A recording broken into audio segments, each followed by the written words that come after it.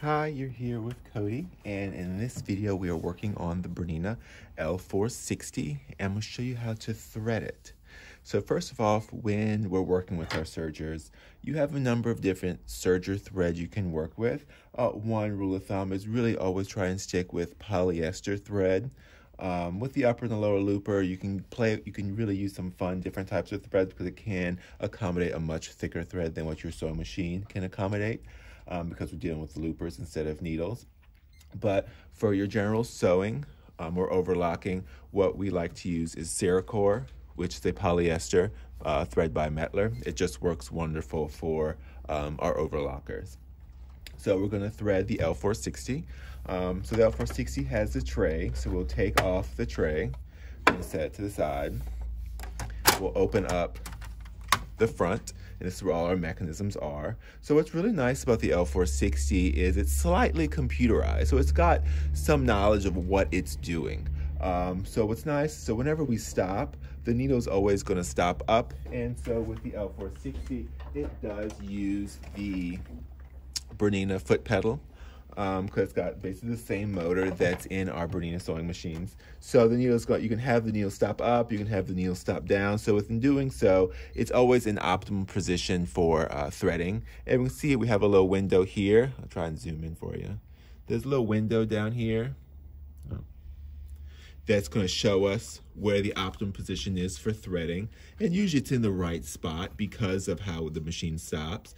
But you can turn the hand wheel and you'll see this little window change. So typically it's just white, but we'll see the red arrow come and then there'll be a red line. That's the perfect position for threading the machine. So let's make sure we're in that area. Let's zoom out a little bit. So we've got the Ceracore thread. Let's see, there we go. And so the way we thread our machines is you have a little display here. Which is also in your book, much bigger, and it's all numbered. So we're going to thread the upper looper first, then the lower looper, and then the needles. And right now we're going to thread it for a thread overlock. So we're going to start with our upper looper, which just happens to be the green thread. And so you've got these little tabs back here. So you just bring it from the right over to the left, and it'll snap in there. You want to make sure it gets snapped in there. And one thing to always remember, just like with your sewing machine, you always want to make sure your presser foot is up, so those tension discs are open. And one thing to always remember, this is something new that I was told by one of our techs, is our upper looper always naturally has a soft or a looser tension. So even though they're all set at the same, if we do lower our presser foot, the tension for the upper looper is not as tight as the other loopers. So in a sewing machine, that would be a problem, but in a serger, that's just how they're designed. So what we're going to do, we're going to come through our upper looper, and we're going to come down. I'll zoom in. So you can see, hopefully, everything's color-coded. So our upper looper is color-coded in blue. So we're going to follow all the blue little dots. So the first one is right here. The second and third one are right here. And these have both red and blue dots. So it means both the upper looper and the lower loopers are going to go through both these. They're going to share a location. And in the door cover, you have tweezers, which are fantastic. So what you can do, you can just feed it through both of those at the same time. So now we are going to come here, because this is the next blue dot, and we're going to feed the thread just around in there. Perfect. So then the last location is the actual looper. So we'll feed it from the front to the back and then pull it from the back. And so we've got our upper looper completely threaded. So now we want to maneuver it, or I'll do it really slowly, maneuver it around, underneath and around the cutting blade and behind and underneath the foot, just like that. So now we're going to go to our lower looper, which is this one right here.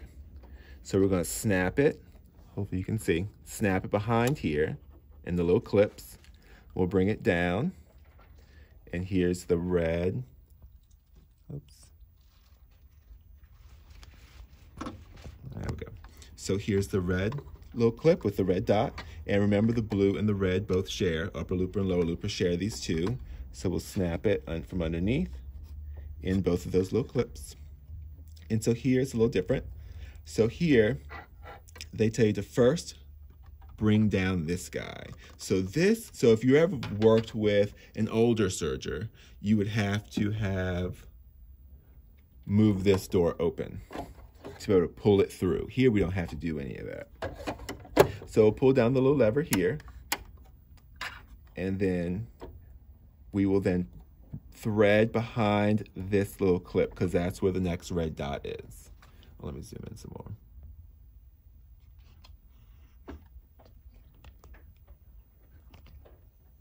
So there's a little clip here. Oops. There we are. So you're gonna pull it through there, basically from kind of like the bottom left to the top right, and it just snaps right in. And then you have your next red dot is right here. And see that little opening? That became visible when we push this down. So we're gonna take our tweezers, feed it through there just like that. So basically from the front to the back, and hold on to it a little bit. And now bring this lever back up, and it pushes it and brings it back here where it needs to be. Now we're going to thread the actual lower looper. So we just use our little tweezers and feed it from the front to the back in the lower looper. Use our tweezers to pull it back, and make sure none of the thread gets caught around any of these pieces, because they will. So we try and keep the slack less slack and a shorter thread, so we don't have all this thread going around. So now the most important part here is we want to make sure we bring this thread from the lower looper over the upper looper. And I'm going to change the camera position so you can see it a little better, because this is the most important thing. Hopefully it's clear enough. So what we'll do is we'll take our thread, and I like to maneuver it around the cutting blade first and pull it back here, but make sure that this lower looper thread goes over the upper looper. This is the most important part. This is why we thread the upper looper first and then the lower looper. So if you thread the machine and it's stitching fine, then all of a sudden it seems to break a thread, and the needles are all threaded, and the upper and the lower looper, everything seems to be okay, but just stop creating stitches. What most likely happened is either a thread broke right in here, or this lower looper is now underneath the upper looper. So we just want to make sure that that's always, the lower looper thread is always over the actual upper looper. That's very, very important. So now zoom out a little bit so we can then just thread the needles. And it's super easy from this point on. So now, and to be honest, it really doesn't matter if you work with the right or the left needle first. The instructions do say 3 and 4, but I haven't found a huge difference if you do it either way. So snap it back in, bring it down. So we'll bring it behind this little lever. And so the right needle is green. So we'll bring it over and then under here. And the green goes in the first slot. We'll bring it down. And let's see if we can see. So it's gonna be a little tricky for me to show. But there is, underneath here, there's 2 little slits. There's one for the left needle and one for the right needle. So we're gonna go through the one for the right needle, and then you should be able to see right here, there's also one for the left needle and one for the right needle. So we're gonna bring the thread behind that right needle guide. And then it helps if you lower your foot so it tightens that tension. Use your little snips to make sure your thread isn't too long, because it makes it difficult. And you can either thread it just eyeballing it in the needle, or you can use a needle threader. I'll show the needle threader in a different video. So you just thread the right needle, just like you do a sewing machine. So from this point on, it's very similar to a sewing machine. So now you've got your thread, so now we're gonna maneuver it underneath and around the cutting blade and behind the foot. And we're gonna do the same exact thing for the left needle. Snap it in, bring it down. We'll come behind here,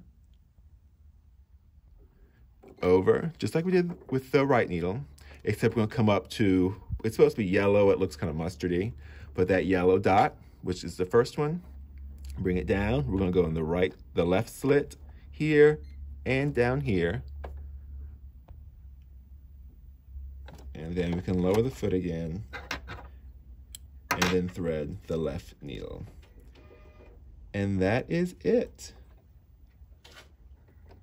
So one thing, if you're wondering, if you see that red, oh, you can't see it.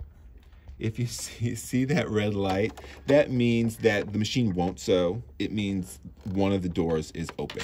So as soon as we close our door and plug our foot pedal in, that light will go away, and it means it'll be ready to sew. Basically, it's a security function saying that if that red light's on, something's not ready for the machine to start sewing. All right, I hope this video isn't too long, but I hope it helps any of you L460 Bernina Overlock serger owners with threading the machine. All right, stay tuned for more videos with the Bernina L460. All right, happy sewing.